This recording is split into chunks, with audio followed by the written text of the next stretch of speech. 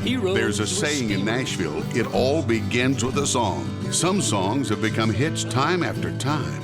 Ever wonder about the writers? If you do, then you'll love Country's Family Reunion, the Songwriters. In the family reunion tradition, the room is filled with some of the best writers Nashville has to offer. We're the songwriters.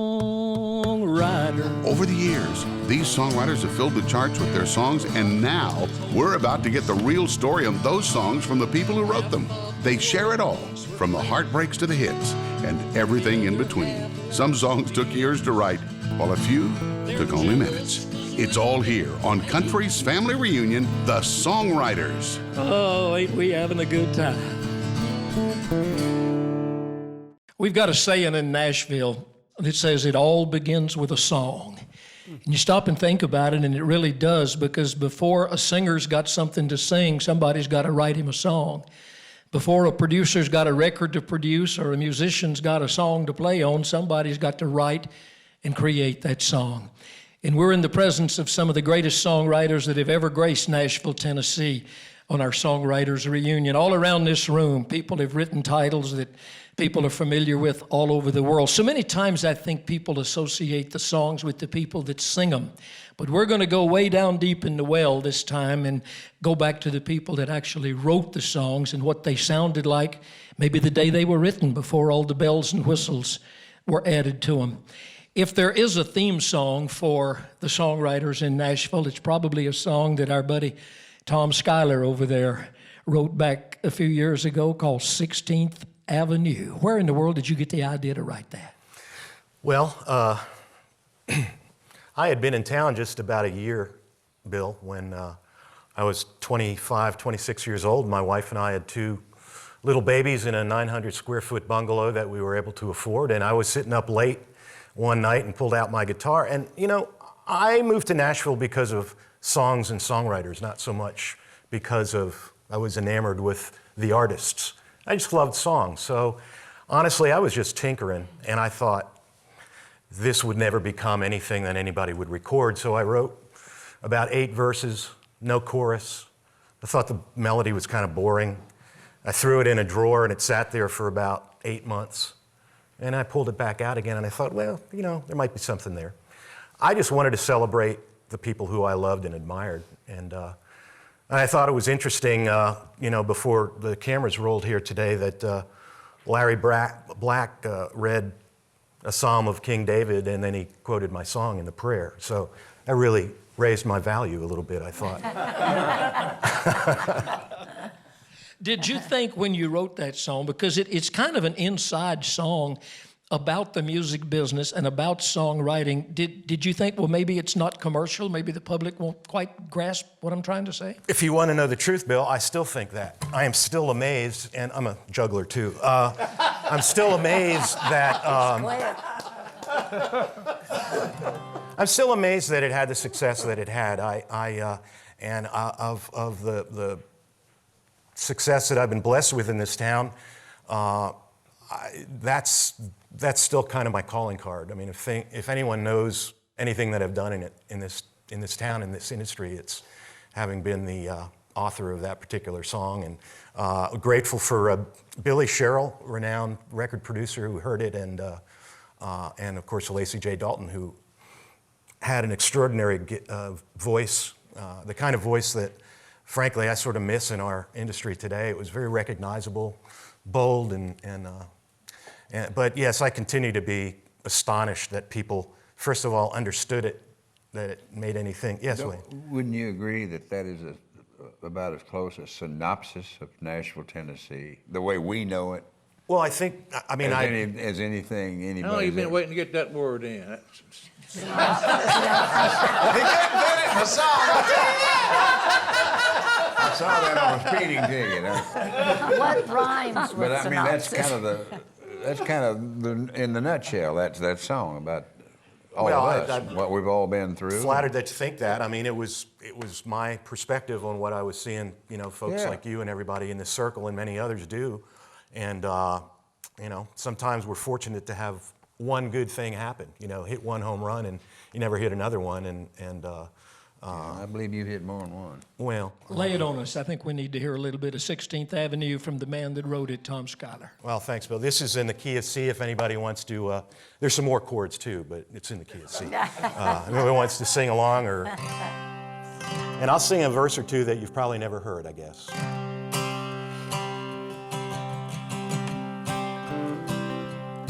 Well, from the corners of the country, from the cities and the farms, with years and years of living tucked up underneath their arms, they walk away from everything just to see a dream come true. So God bless the boys who make the noise on 16th Avenue. With $1 million spirit and an old flat-top guitar, they drive to town with all they own in a $100 car. 'Cause one time someone told them about a friend of a friend they knew, who owns, you know, a studio on 16th Avenue. Now some are born to money, they've never had to say survive, and others swing a 9-pound hammer just to stay alive. There's cowboys, drunks, and Christians, mostly white and black and blue. They all look the same while seeking fame on 16th Avenue. Walk it down, Jimmy.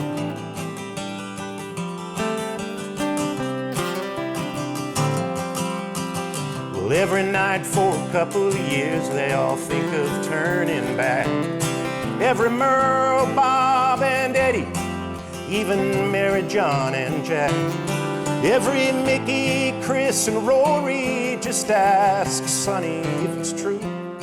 They've all dialed a phone, collect you home from 16th Avenue. Yeah, but then one night in some empty room where no curtains ever hung, like a miracle, some golden words rolled off of someone's tongue. And after years of being nothing, they're all looking right at you.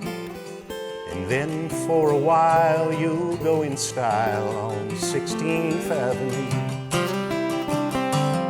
It looks so uneventful, so quiet and discreet, but a lot of lives were changed down on that little one-way street. 'Cause they walked away from everything just to sing for me and you. So God bless the boys who make the noise on 16th Avenue.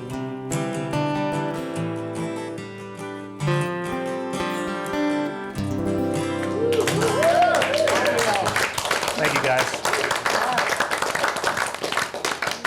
I don't want to burst your bubble, but I heard the other day they're going to change the name of 16th Avenue to Patsy Cline Boulevard. Oh, my. Have you heard that? No. Has anybody else in the room heard that? I did. Think you heard it? Yeah. You're going to write the song over again. Let's don't let them. Yeah, there you go. Let's protest. Yeah, that's kind of wrong. Will they have to change those statues at the end?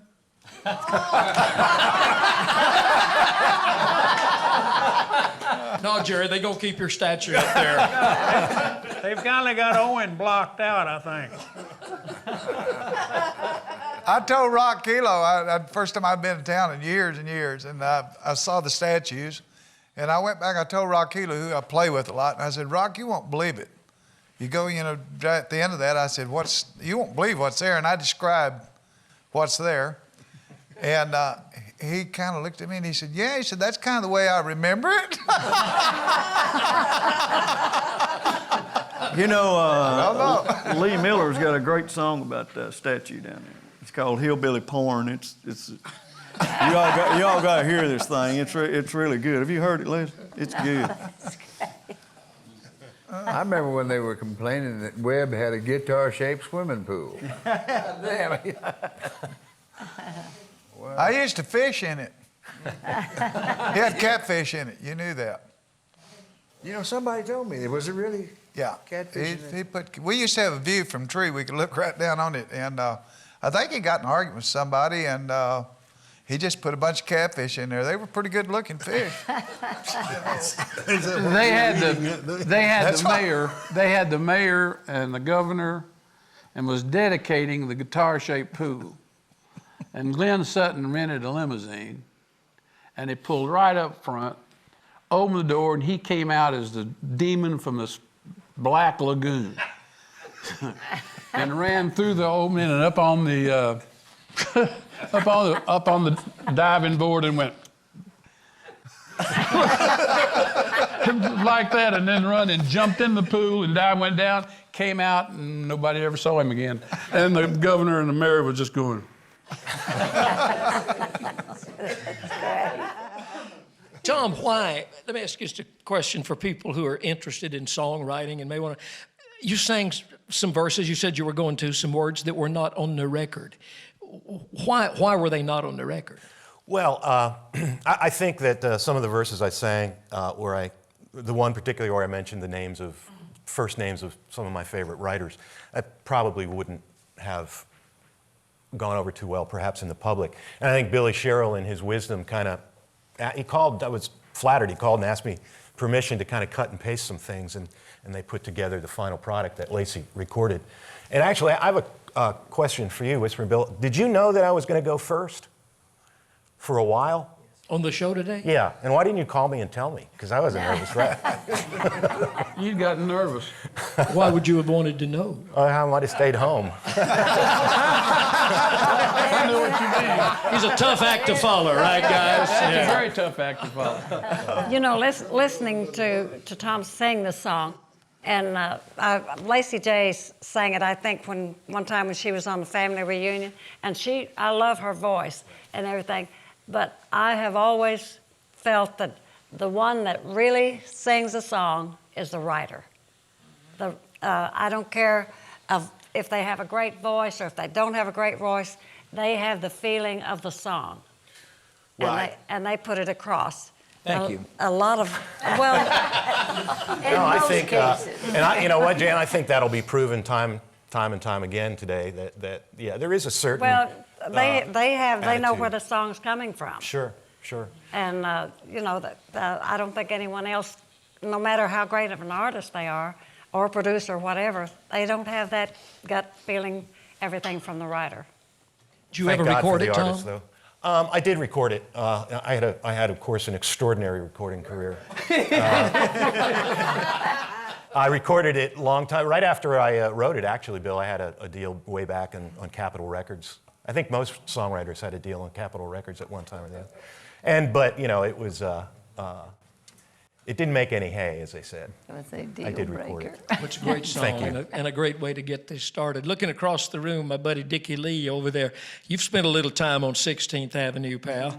Let's see, when Harlan died, I became the oldest songwriter in town, I think. So How I long can't- have you been writing songs? Oh, well, since I was in junior high school. I won't do any of those songs for you today. Why not? Do y'all think you have to start writing early, or at an early age? How young? Not before 10 o'clock. Age, not time. Not really. I mean, you hear a lot of people, well, I started writing when I was 10 or 11. 7. You start writing when you were 7? Really? I think that you start writing when you're ready. Yeah, I like that. I do too. And Yeah, or your environment changes. Yeah, all of a sudden you're in an environment. I never thought about you get writing. to a place where you say, well, heck, I'm a songwriter. I know that I wrote a song to get up close to a girl one time that I was looking at in the bar I was playing in, and it worked. And I thought, hey, there must be something to this. That's when I started writing. I was about 17, 18. Well, in this room, how many people knew when you were just a kid, said, I'm going to grow up, I'm going to be a songwriter? I doubt, did you, Sonny? I didn't know if I was going to make Angela? it, but Yeah, that's what I was. Huh? I didn't know if I'd make it, but that was my intention. You knew I from flunked out of college, and I didn't have any options. It was like dig ditches or write hit songs, and so I come to Nashville, and that was a hard choice, Yeah. big gamble. I don't know why anybody would come here. It's a scary, scary thing when you look at it. And then, yet, some people make it, and it's an amazing thing. But when you're 16, 17, 18, you know, it's pretty simple. Let's go to Nashville. I'm going to be a songwriter, you know. Didn't want to be a star, just a songwriter. Oh, I want to be a star. Yeah. Yeah. But they already had Elvis, so had to give it up. I'm one of the few that's heard Harlan's early songs, because I recorded one that he wrote, he said, when he was 14 years old. And it's in one of my first albums called They Listened While You Said Goodbye. And I love the song. And he said he was 14. I just wanted to say before the subject moves on, I started writing when I realized Hank Cochran was writing everything I said. There must be. Oh, that's brilliant. There must be something to this. That's funny. Yeah, that's true. Lay claim. Richard, you raised your hand. How old were you? When did you start writing? Well, I started thinking about it, you know, about that I did want to grow up to be a songwriter when I was 5. Wow. Really? Yeah, I was 5 and I started just becoming obsessed with the guitar. There was a television program on my television in those days with a guy named Pick Temple. Did you ever hear of him? He was a local guy. And he would get out there and I couldn't even tell time or anything, but so I'd sit in front of the TV all day long trying to figure out when he was going to come on, and I knew it was sometime when the sun got a certain way. And there'd be Pick Temple, and he'd sing with this beautiful Martin guitar, all these wonderful songs, these kind of cowboy songs, and I just knew I wanted to do that. And he'd always end the show, he'd say, good night, or goodbye, boys and girls, and don't put off until tomorrow what you can do today. And I still never learned that. But I did learn to write some songs. And I just begged and begged my mother I told her if she would buy a guitar for my brother and I kind of talked him into it. He didn't really want a guitar. I thought it would be better salesmanship if I could talk her into buying it for 2 of us. And then when I was 10, she finally bought a guitar for us. And I had this one ice skate that I'd found, and I traded my brother that one ice skate for his half of the guitar. Is he still looking for the other skate? Well, no, he was easy to please even then. Is that why he skates with a limp? You said, Angela, you started writing when you were 7. Yeah, 7. I wanted a piano, so my folks matched my $25. We broke the piggy bank, and I had 25, and we got this big old star upright piano, and I loved it so much that they finally fixed up the basement from my room and put the piano down there with me. So it's like I tore home from school and sat down, and that was, yeah, here we go. Did it ever occur to you you had been exiled to the basement? That's where I wanted to be. Absolutely.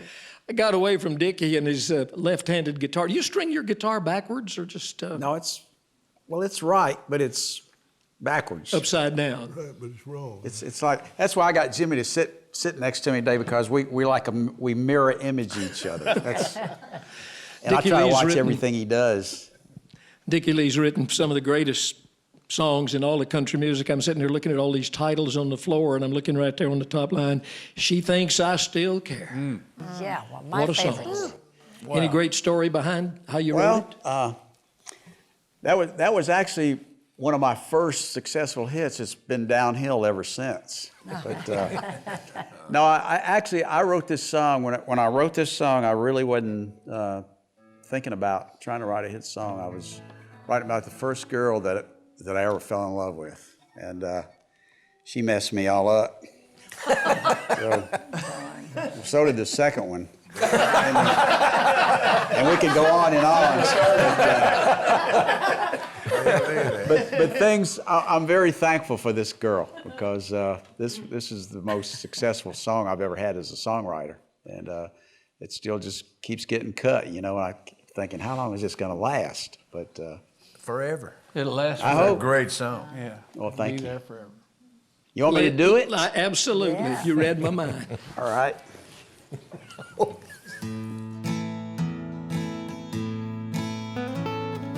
Just because I ask a friend about her, and just because I spoke her name somewhere, just because I rang her number by mistake today, she thinks I still care. And just because I haunt the same old places where the memory of her lingers everywhere, just because I'm not the happy guy I used to be, she thinks I still care. Well, if she's happy thinking I still need her, then let that silly notion bring her cheer. Oh, how could she ever be so foolish? Where would she get such an idea? Just because I ask a friend about her, and just because I spoke her name somewhere, just because I saw her and went all to pieces, she thinks I still care. She thinks I still care.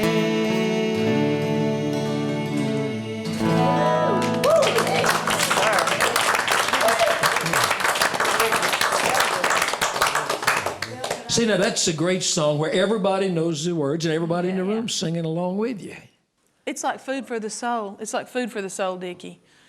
If you're writing today and currently writing it and working at it so hard to get to sing parts of songs like that, it's food for the soul. Well, you know, it's My kind of really phone. neat when I'm singing this song and I'm looking at all these people that are singing this song with me. I'm thinking, wow. Bill, could I tell a little story about one of the many times I probably almost made a total idiot of myself? We were playing in a golf tournament, Jerry Chestnut. Almost. I said one of the many times.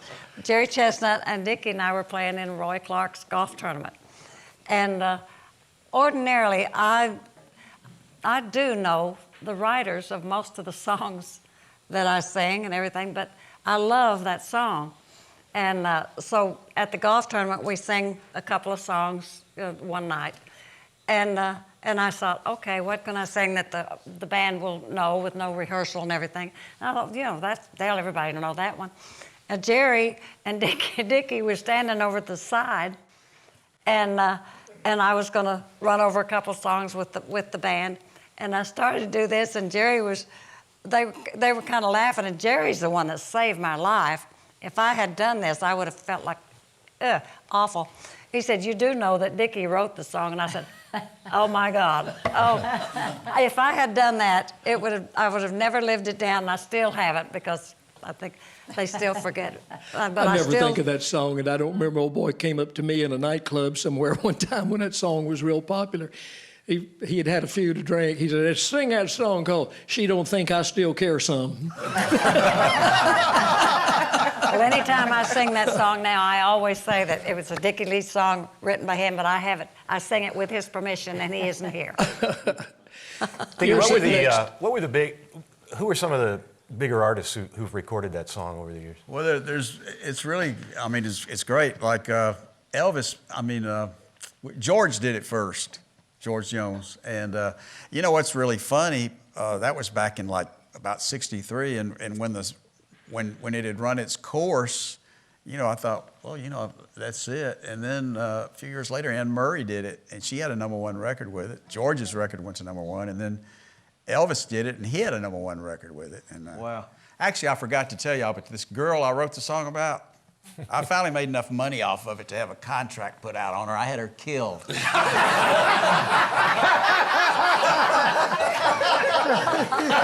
And she thought you still cared.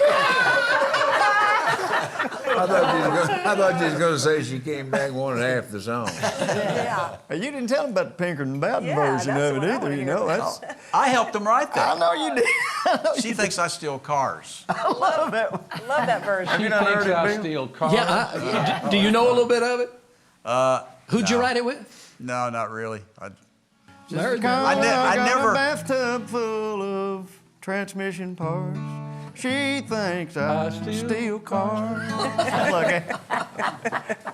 I never learned any of my songs really unless they become hits, you know. Then I learned it. That one never quite made it. It got a little play, but it was. Bill kind of had a fun Steel song where you sang "Steal Though You Stole My Car."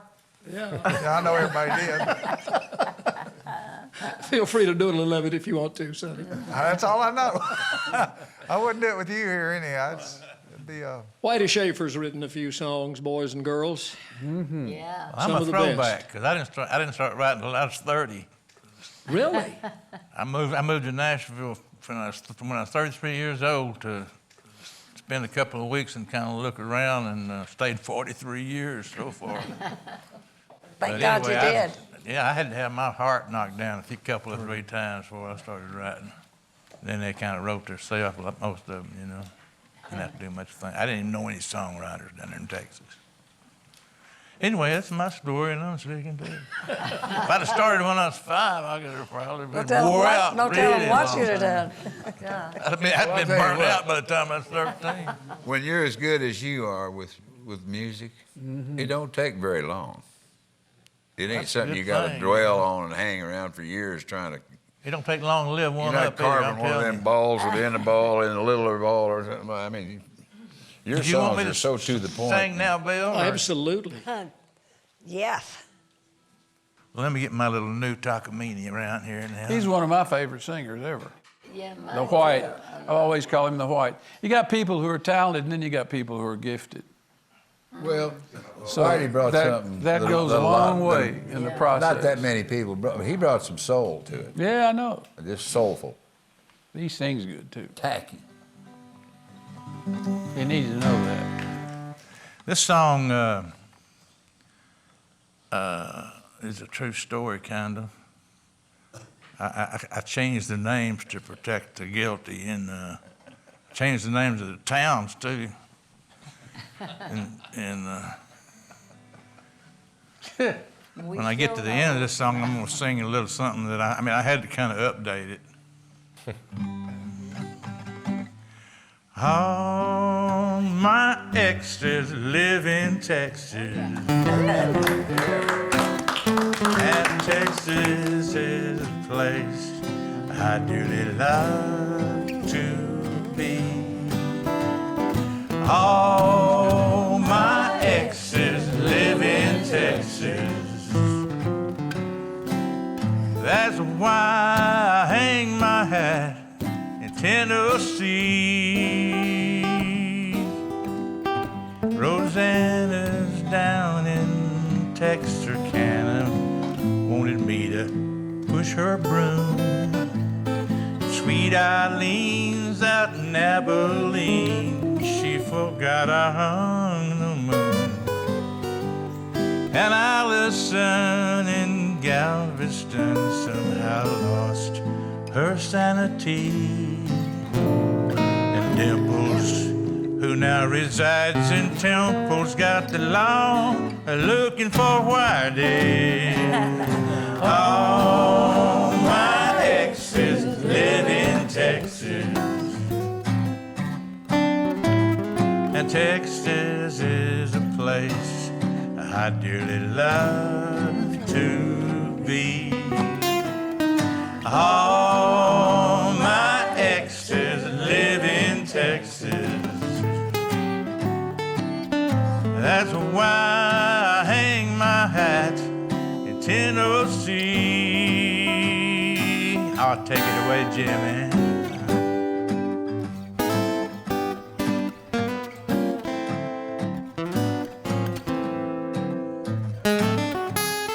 Catman.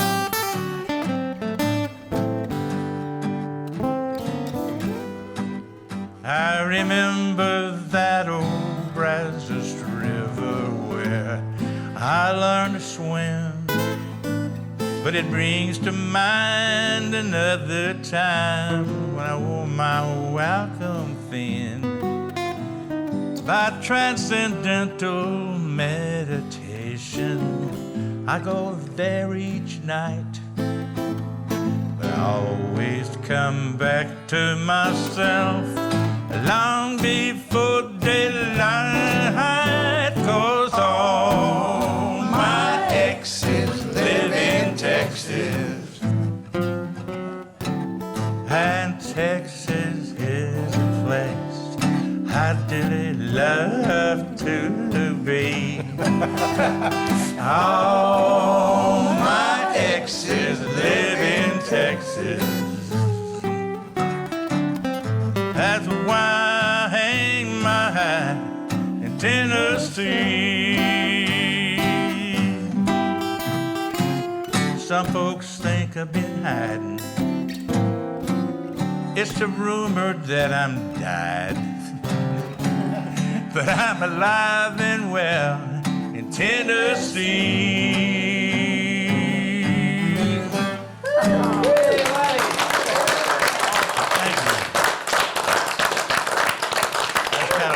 Raised on Bob Wills music. I love Whitey's phrasing. Whitey Schaefer was sorry. whipped somewhere in his life by a Lefty Frizzell record, wasn't you? Oh, yeah. Yeah. Oh, Well, man. me and Lefty, I last 6 years of Lefty's life, I was probably his closest pal. You wrote And I that's Never hard, Go Around that's Mirrors. hard living. I promise you. Did you and Lefty together, or just you wrote I Never Go Around Mirrors? No, me and Lefty wrote that together. I thought you'd do a little bit of that. What a great Okay. song. Let's see. I can't stand to see a good man go to waste. One who never combs his hair or shaves his face. A man who leans on wine over love that's told lies. It just tears me up to see a grown man cry. That's why I never go around mirrors. I can't stand to see me without you by my side. Honey, I never go around mirrors, 'cause I got a heartache to hide. And it just tears me up to see a grown man cry. Can't stand to see a grown man cry.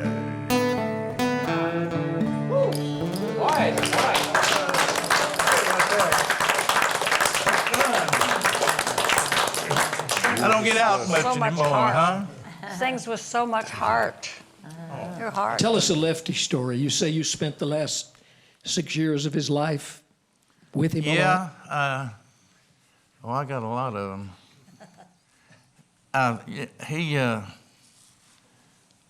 I went by his house one Sunday morning, and this I hadn't told him probably at all. Anyway, he's out of vodka, and back in them days you couldn't buy nothing on Sunday morning, and maybe even Sunday evening back then. I don't know. But anyway, I knew old Woody. He had this restaurant out in Hendersonville, Madison. That's the old Woody. And he lived in a trailer behind it. And me and Lefty went down there, and I went to the door, and old Woody said, "I can't sell you no vodka bottle." And he said, "Well, why don't you just give us one?"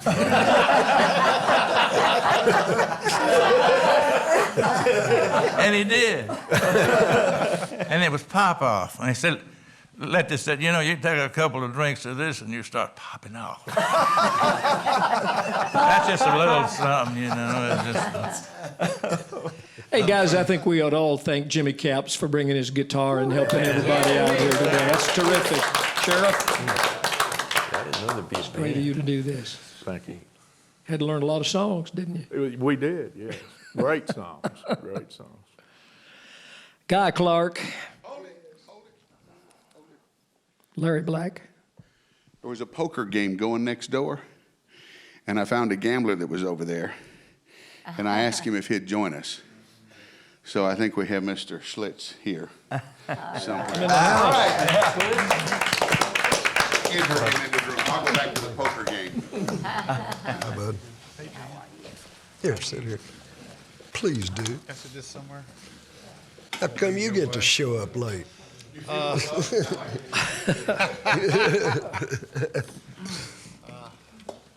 Well, that's what I call a perk. Hi, Don. Hey. Good morning. Talk about making an entrance. Yeah. He's actually been out there since 8:30. Makeup. He's been in the car. That's about the time Lefty would have been here. I don't really want to. Gone from my brain. So Yeah, we should wait. Other than that, we're all here. I just want to see how it's going to go, and y'all doing okay? We've already done the gambler. Guy Clark is referred to by a lot of people, and I'm sure we've all called him this, a songwriter's songwriter. The songwriters themselves, as well as the public, are such fans of your songs. Do you deliberately try to write something that the other songwriters would like when you sit down to write a song?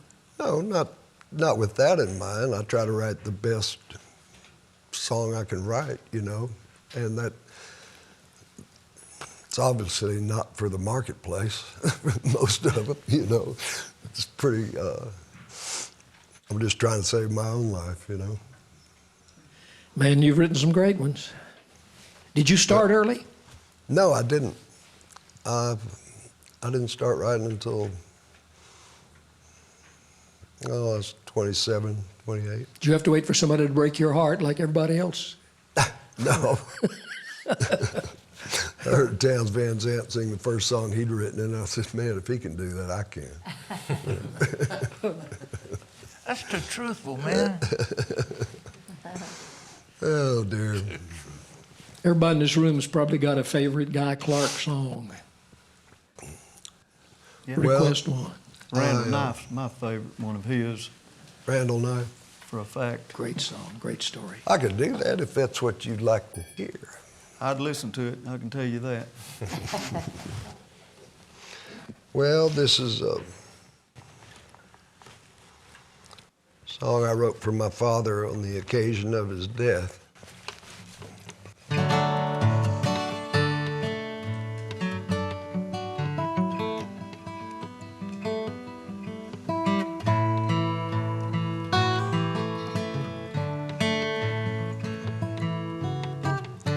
My father had a Randall knife.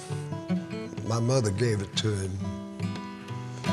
when he went off to World War II to save us all from ruin. And if you've ever held a Randall knife, you know my father well. If a better blade was ever made, it was probably forged in hell.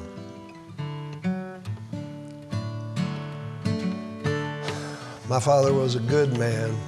He was a lawyer by his trade. And only once did I ever see him misuse the blade. Well, it almost cut his thumb off when he took it for a tool. Now, the knife was made for darker things, and you could not bend the rules. Well, he let me take it camping once on a Boy Scout jamboree.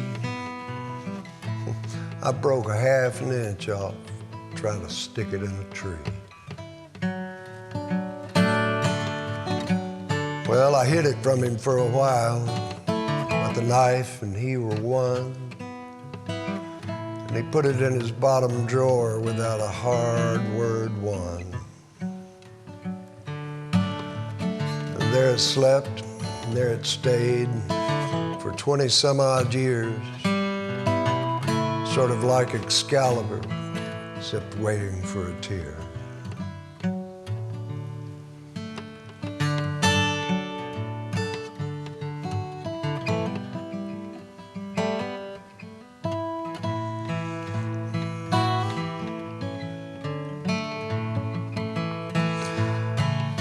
My father died when I was 40. I couldn't find a way to cry. Not because I didn't love him, not because he didn't try. I'd cried for every lesser thing, for whiskey, pain, and beauty. But he deserved a better tear, and I was not quite ready. So he took his ashes out to sea, poured them off the stern, and then threw the roses in the wake of everything we'd learned. And when we got back to the house, they asked me what I wanted. Not the law books, not the watch. I need the thing he's haunted. Oh, my hand burned for the Randall knife there in the bottom drawer. And I found a tear for my father's life and all that it stood for.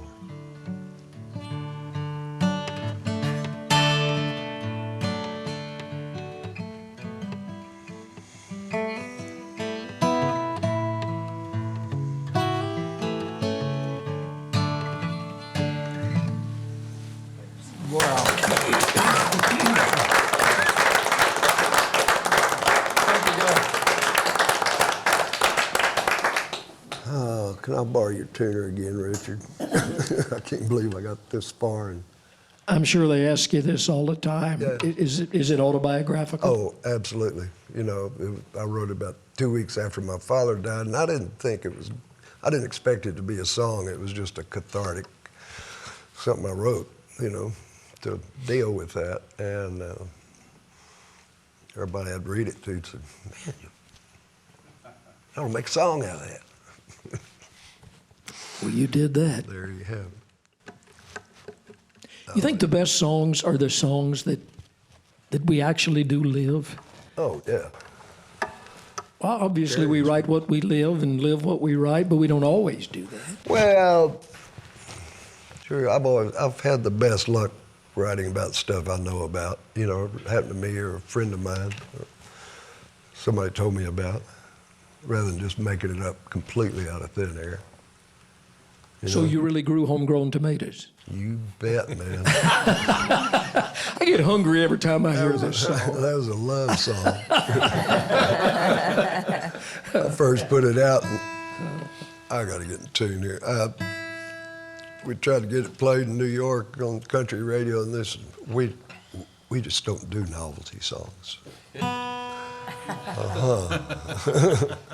This ain't a novelty song, it's a love song. Well, in New York, that's probably kind of a novelty. Yeah. They wanted to change it to rooftop tomatoes.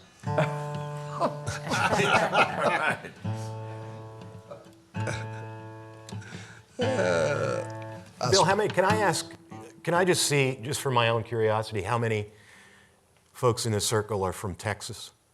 By birth or by... I'm just curious. Okay. Not as many as I thought. You're from Texas, aren't you, guys? Mm-hmm. Oh, yeah.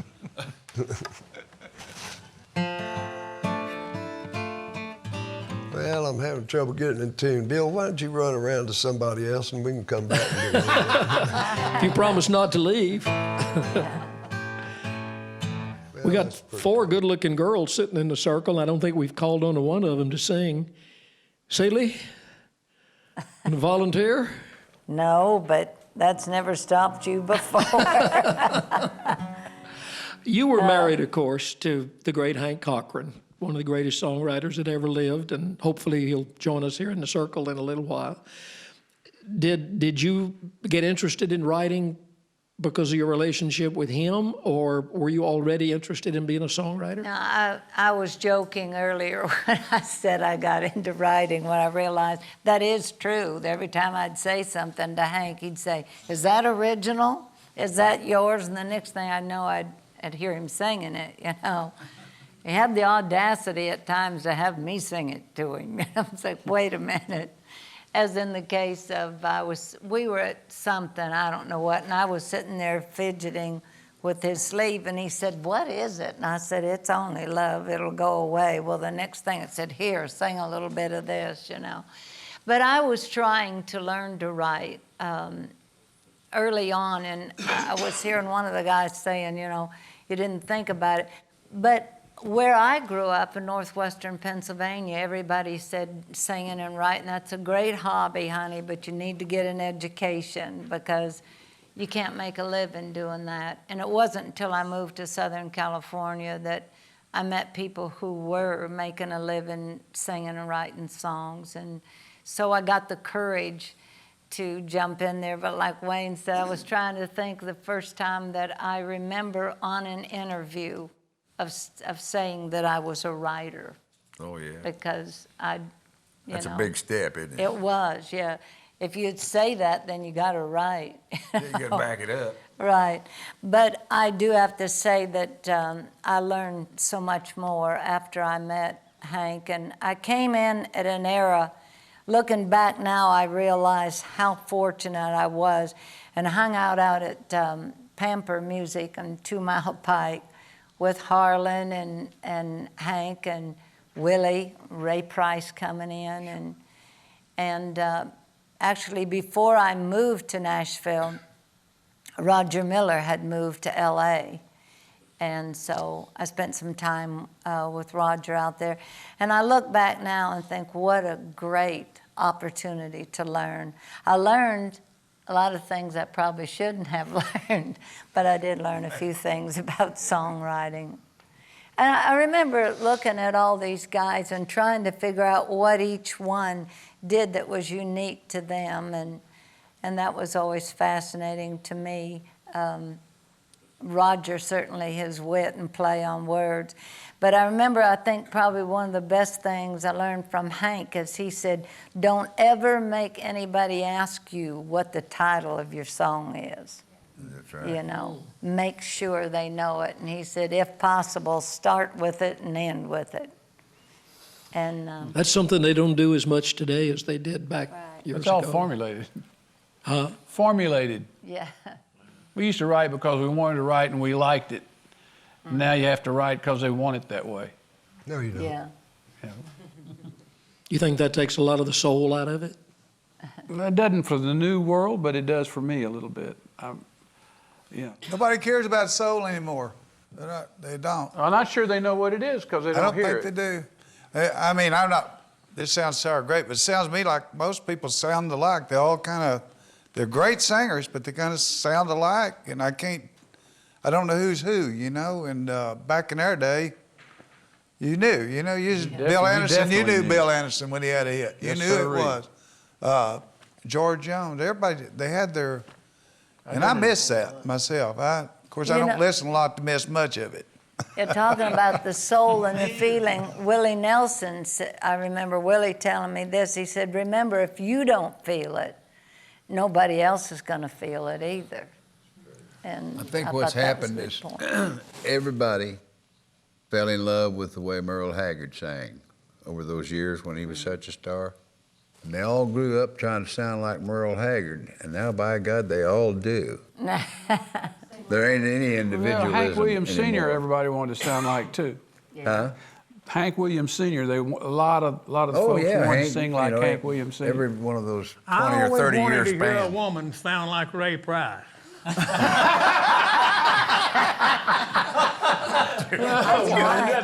And I always wanted There were to. so many men, that sounded exactly like him, but no women, none of the girls. Kitty Wells, nobody sounded like Ray Price. You're talking about Merle Haggard. Merle was a fan of Wynn Stewart. Oh, yeah. And his first He's song also was a fan of Lefty. Yeah, and Merle's first song was a Wynn Stewart song.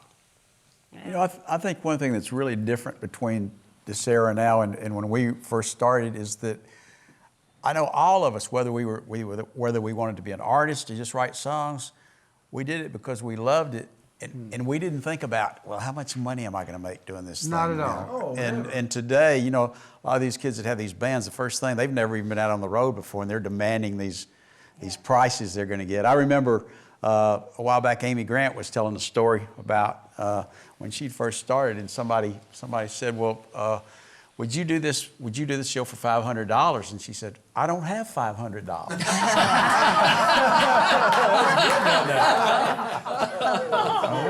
Right. But she said, I would have if I'd had the money. That's a great line. Celie, lay a little bit of that Farron Young song on us. Oh, all right. I'm going to have to stand up. I can't. I'm one of those Tell them your singers. reasons. Do what? There's certain things you can do and can't do. Tell them your reasons. I can't remember what I said. I do. Well, you say I'll it. blackmail you later. Oh, okay. Yeah, when I pitched this song to Farron, there again, I would have been, speaking of intimidated, I never would have even thought about pitching a song to Farron Young. But we were all doing a show up in Chicago in one of those big packages where you did at 2 o'clock and an 8 o'clock. And the weather front moved in as it only it can up there in the Great Lakes, and we were iced in. We didn't know how we were going to get the buses out of there when it came time to leave, but you weren't leaving in between. So as there wasn't anything else to do but pass the guitar around and sing. And I had just written this song, so I sang the song, and Farron just said, I want that as soon as I get home. And I'll record it. And I just thought he was BSing like Farron was known to do. And so nobody was more shocked than I was. So we'll try to do this. We did lower the key right.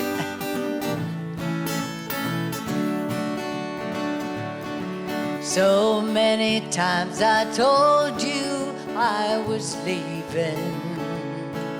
And so many times how I tried. But saying you're leaving so much easier than leaving and saying goodbye. 'Cause every time I'd start to go, I wouldn't get 10 feet till I'd come running back like a runaway child who's afraid to cross the street. My mind might tell my lips to say it's over, but my heart would only say that's a lie. 'cause saying you're leaving so much easier than leaving and saying goodbye, than leaving and saying goodbye.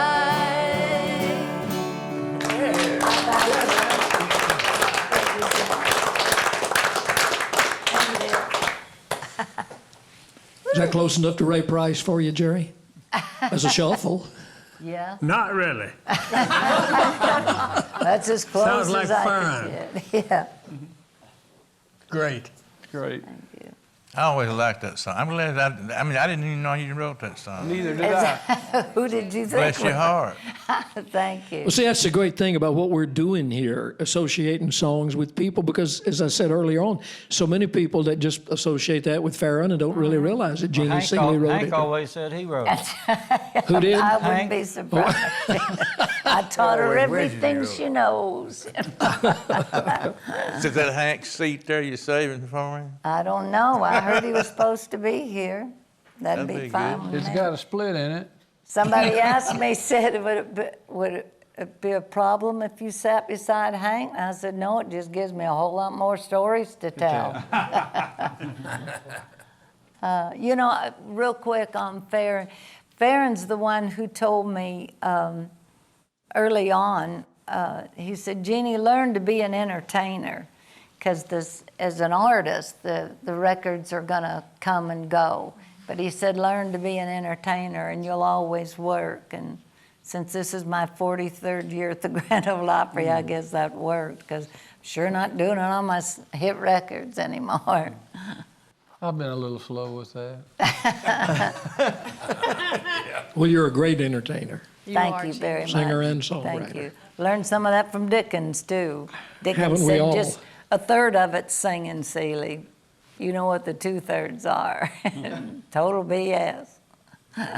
Bill, can I say something about Jeannie? When I made my first time to play on the Opry, they were having it, I was on Warner Brothers and they were doing it at downtown at the Old Ryman, and there wasn't any room, you know, not much room for dressing and stuff like that. And I was trying to get dressed in the bathroom, and Jeannie was there, and pretty much, you know, when you're a new young artist and you're at the Opera and there's all these greats, you know, you move out of the way and just kind of get against the wall, and that's what I was doing. And I didn't have any place to look in a mirror to try and see if I was fixed right or not. And Jeannie came over and took me by, and she says, come over here, what's your name? And I told her, and she said, see here, move some stuff over and let this girl sit down. She was really kind to me, and I'll never forget it. I've seen her do that to other young artists. So if our greats had not been so kind to some of us would have gone home a lot faster than we have. Of course. Thank you, Leslie. Well, you learned that, or we all learned you from the Patsy Clines and going all the way back to the Loretta Lynn's and all those legendary stories. I remember the first time I met Jan Howard, who was one of my heroes then and still is. But Jan was very nice to me, and she and Anita, I think, Anita or June, were going shopping and asked me to go, and I thought, oh no, thank you. The truth was I didn't have any money to go shopping, so. But I remember she was very nice to me. Passing it on, passing it forward. A little later on in this gathering here, I'll just tease this a little bit. You and Jan are going to kind of pay tribute to some of the great female songwriters, including Cindy Walker. Oh, yeah. Dottie West, I think. That's something for us to all look forward to. Absolutely. Yeah. Wayne Carson. Yes, sir. We need to hear something out of you. How many great songs this man has written? Tremendous. Not near enough. Songwriter. Nobody ever writes According to the enough. alimony, not near enough. When you write a song like Always on My Mind, you don't have to write a whole lot of them. Well, that's true. That's been awful good. Show business have been good to me. I'm going to ask my friend Angela, the beautiful Angela Cassett, to come over here and play the piano for me, since I didn't bring a guitar. You want one? No, I'd just make a fool out of myself with that, too. There's probably a reason you didn't bring one. You must have run out of coal oil. You used to play a coal oil guitar all the time. Mine was steam driven. Oh, I knew, I remember.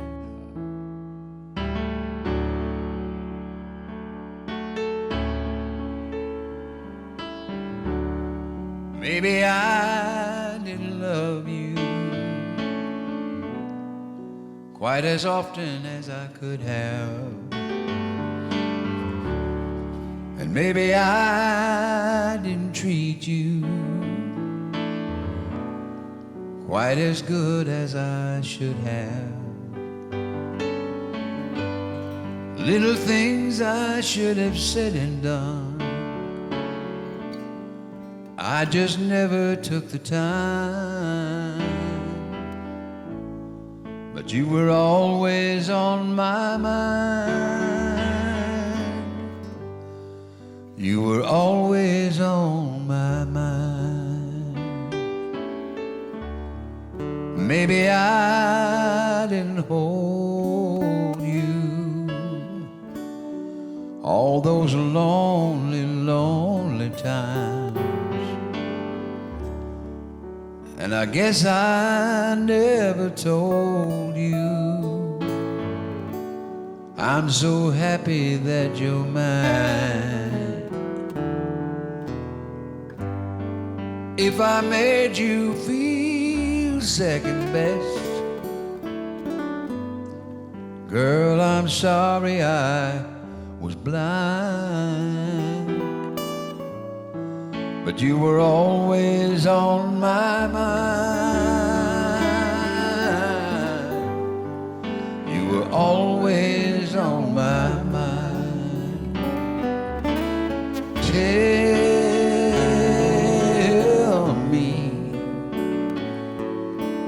Tell me that your sweet love didn't die. And give me one more chance to keep you satisfied. Play one, Jimmy. I'll keep you satisfied.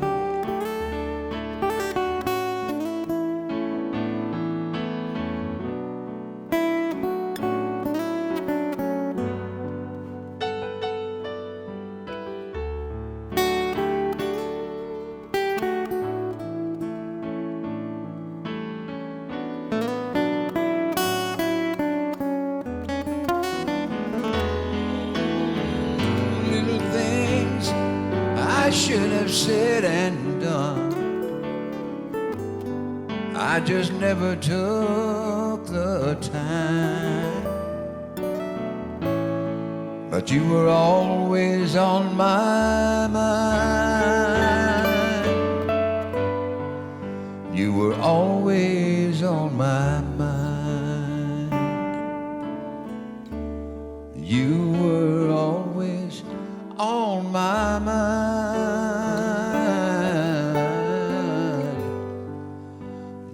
Always on my mind.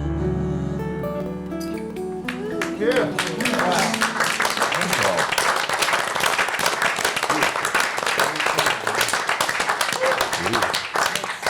That song sat around a while before it was a hit, didn't it, Wayne? Oh, yeah. Yeah, I actually wrote those two verses in Springfield, Missouri when I used to live up there. And I carried them around for a couple of years, year and a half. I couldn't get arrested with them. Billy Sherrill said, "You played me that so many times, I thought it was a standard."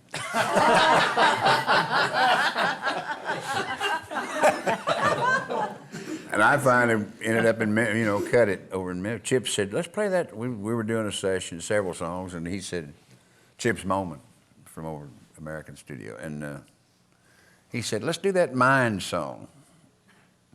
I said, "Okay." And we started doing it, and I had it. Right back then, I kind of had it beatled up a little bit, He's chung, chung, chung. He said, "Forget all that stuff." He said, "Let's just do it a nice ballad." So we did. We cut a version of it, and then we listened to it, and finally he said, "I think it needs a bridge." So I've got a version of it somewhere with just the two verses, and it sounded great to us, but he got that thing going, the producer's mind. And that's when Johnny Christopher and Mark James got involved, and the three of us wrote the bridge. It would have never been the same song without that little bridge, I'll tell you that. But that's how that came about, and we were I was right next door in Chip's office. Went right downstairs and cut it.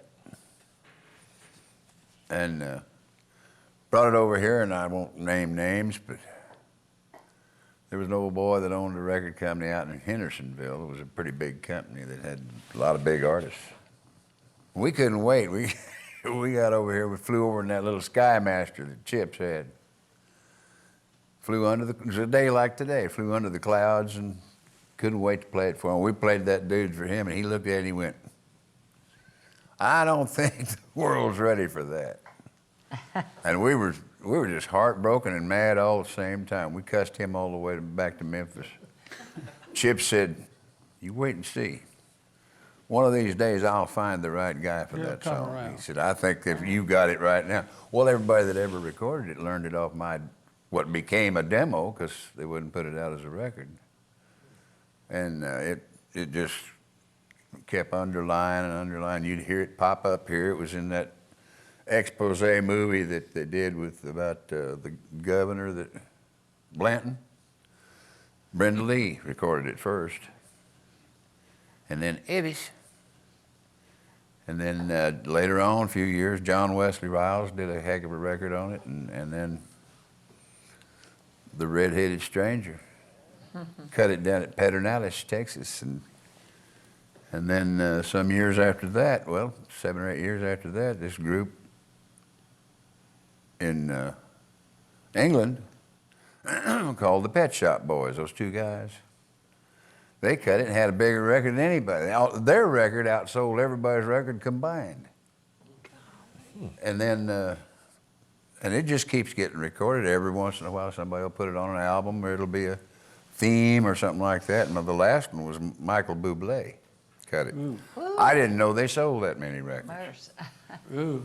Wasn't it an Elvis record? Oh, yeah. I was thinking it was. But see, it was. I never heard you say him. It came right in. It came in a little niche there where, you know, record promotion men and producers and stuff, record heads, decided since Elvis and Priscilla were breaking up anyway, they were going to cut and put out separate ways. How apropos, you know. Well, when they did that, they put Always on My Mind that's back in the days of 45s. Yeah. And they put Always on My Mind on the back side of that. Well, when it went to England, now, Separate Ways, I don't know, did a couple of million here in the United States. But when they went to England with it, they went to all of Europe, and that dude sold, and they just turned the record over. They loved Always on My Mind. And it became a huge hit on Elvis Presley in all of Europe. It did about 3.5, 4 million. So while they were selling Separate Ways over here, Always on My Mind was fast becoming a huge record. And it's just been a great song for us. I can't say much more than that. Well, so the moral of the story for all of us in the room, because we've all probably, not songs of that magnitude, but we've kept songs for a long time before anybody ever discovered them. So from the day you started writing it until the day it was really a big hit, how much time went by? Oh, gosh. Well, it'd be hard to say when it was a big hit, because it was a big hit with Elvis in 1970? Oh, okay. So it wasn't that long before Elvis cut it, but it's been one of those ongoing things, you know, like She Thinks I Still Care. I mean, it's just every little bit you will see it show up on an album that you look down at the statement, you go, 4.5 million? Hey, like what? And it'll be somebody that just put that song on their album, and suddenly it's huge I don't have again. that problem as bad. Hey, Bill, I just wanted to tell Wayne, I'm sure this didn't add to your royalties at all, but I did sing that song at a friend's wedding. And when she asked me to sing it, I'm like, well, I always figure, is that appropriate to sing at a wedding? Anytime anybody ever wants to sing one of my songs, whether it's a record, a performance, a wedding, I'm flattered. I'm truly flattered that anybody would add that to their life, you know, just even one performance. Yeah, a friend of mine named Eleanor Cartwright. She's actually a black friend of mine, and when I went to rehearse it, you know, and so I was trying to put a little more soul into it because it was one of my black friends. She said, sing it country. If I Oh, yeah. wanted a soul song, I'd ask one of my soul sisters. So Well, let I me sang the end this country by version. saying thank you. I'm flattered. You got to hang around and sing it for the divorce. You know what I mean? Yeah. Work Got just as one- well, you know? Yeah.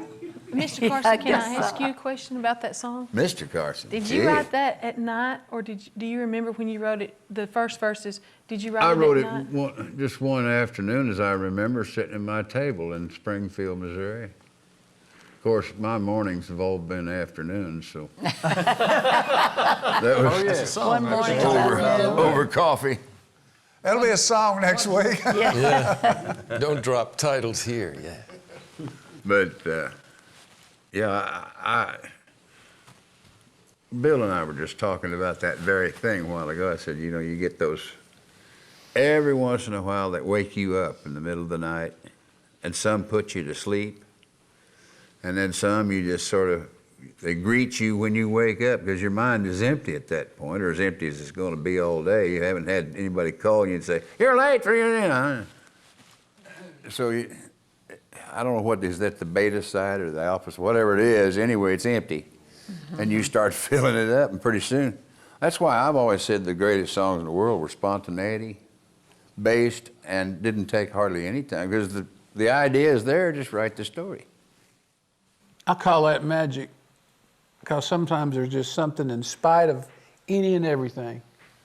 It just comes out and it's magic. Yeah, and you can sit around and analyze and hear, oh, well, they did this at this juncture and all, you know, I mean, please. You know, one of the great things about songwriting is being able to know what's not a hit when you start. Good. Know you're on the wrong road and don't waste a lot of time with it. Where you head out. Well, I've been one of those people, and I'm sure a lot of us have.